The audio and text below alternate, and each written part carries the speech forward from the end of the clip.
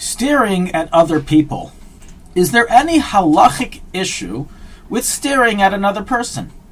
Something that a lot of people do casually and innocently. So we have a Gemara in Maseches Bava Metzia 107a, and it's recorded in the Shulchanaruchharav and Choshen Mishpat, in the Mechaber, chapter 378, Halacha 5, in the Alter Rebbe, Hilchos Nizkei Mammon, Halacha 11, that it is forbidden for an individual to look into another person's property if there's possibility that the evil eye can damage their property. Based on this, the Gemara and the Shulchan Aruch states, it's forbidden for a person to stand over the field of his friend, to stare at it at the time that its crops have grown full. As since you're looking at it at a time that the crops are blessed, staring at it can cause an evil eye. Based on this, the Alter Rebbe continues and writes in the Shulchan Aruch in the parentheses, from here it is learned that it goes without saying that it is forbidden to look at another person in a way that there is worry that the evil eye can damage him. So we see the Alter Rebbe rules the halacha that it's forbidden to stare at another person due to Ayin Hara. What does this mean? When is there a possibility of Ayin Hara? When a person stares at another person. Not to mention if he thinks negatively about him, that can have a negative effect. But even if he doesn't think negatively, but he's just thinking of all the person's blessings, how beautiful he looks, how rich he is, etc., just looking at him can cause an evil eye and can cause damage. And therefore it's ruled in halacha that it's forbidden to do so. The Sefer Chassidim writes in 119 that looking at a person with an evil eye is considered an obscured way of stealing. It's like actual stealing, but just in a more subconscious manner, because it can cause damage to occur to the person. So bottom line, halacha is that it's a rule in Shulchan Aruch, recorded in the Alter Rebbe Shulchan Aruch, but also in the Kids Shulchan Aruch, in 183.6, that it's forbidden to stare at a person, and when there is worry of an evil eye, such as if he is famous, wealthy, and any other blessing of the like that this person carries. And certainly it's forbidden to stare at a person if one is thinking bad thoughts or negative things about that person. We will now go into a little bit of a discussion regarding the concept of Ayin Hara, the concept of evil eye, in Jewish literature, and does it really exist? So the concept of an evil eye clearly is mentioned in Jewish literature, the Talmud, the Medrash, the Shulchan Aruch, in various areas, and it's considered a real power that can affect people. The Talmudic sage Rav stated in Maseches Bava Metzia that he visited a cemetery and had an interview with the corpses and discovered that 99% of those who were buried there died prior to their due time due to the evil eye being cast upon them. One of the most powerful ways that an evil eye can be transmitted onto another is through sight. When a person looks at another person, he's creating a deep subliminal and subconscious connection between him and that person.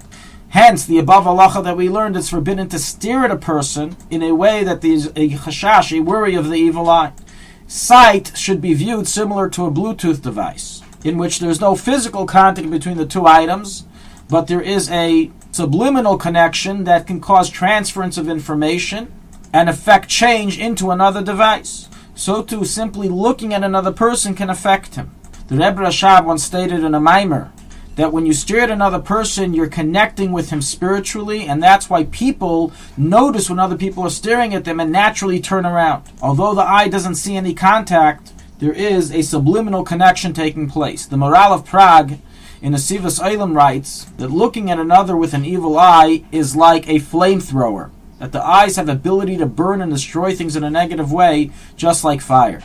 Thus, it's clear that the innocent-looking stare, which seemingly makes no trespass into another person's privacy, in truth has ability to trespass his privacy in the most intimate of ways that physical trespassing can never reach. So practically, this is a matter that people have to be very careful in, not to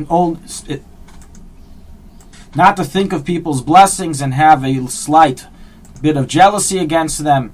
and certainly not to think negative things about them, and certainly not when a person is staring at the other person and looking at him, as all this can cause the other person damage and is forbidden according to halacha. Now we find people that say, but the evil eye doesn't really exist. We have a rule: those who are not particular, misha lekapid lekaptinim le, those who are not particular, then Hashem is not particular with them. Meaning, if you ignore its existence of the evil eye, you completely negate its reality, you protect yourself from it. So why do we have to be careful about all these things? So while there is truth and there is source to that statement that one who removes his mind from the evil eye is protected from it falling upon him, and so is recorded in the Igros Moshe, so is recorded in many letters of the Rebbe and advice the Rebbe gave to individuals. However, this is all from the perspective of the victim, that a victim of an evil eye, we tell him to protect yourself from what happened, ignore it, banish it, don't pay attention to it. However, the idea that an evil eye has power from the perspective of a perpetrator is 100% true. And that's why people have to be careful in these things not to cause an evil eye to another person. We can think of it similar to a gun.